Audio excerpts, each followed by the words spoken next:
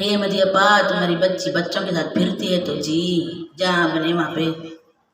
वो उसके स्कूल के फ्रेंड आंधी आपा। ऐसे स्कूलों में क्यों पढ़ाती हैं आपा, जहाँ पे बच्चे भी पढ़ते हैं।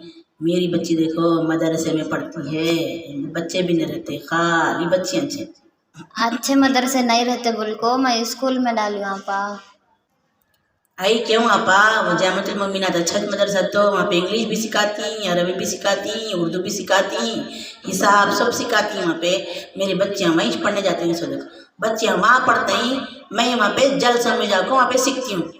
तो मैं भी जो है ना आओ वहाँ पे आको, वहाँ पे 3-4 फरवरी को जू पार्क के बाजू में ईदगाह बोल को है नहीं, वहाँ पे जलसा है। आको वहाँ पे सीखो, ये सब जो है ना तुम्हारी बच्ची छोड़ती है।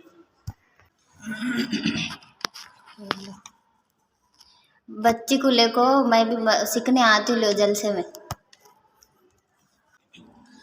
मखलूत पढ़ाई को तुम ना तरजीह दो, है इसमें बुराई जो हमें उसको समझना है।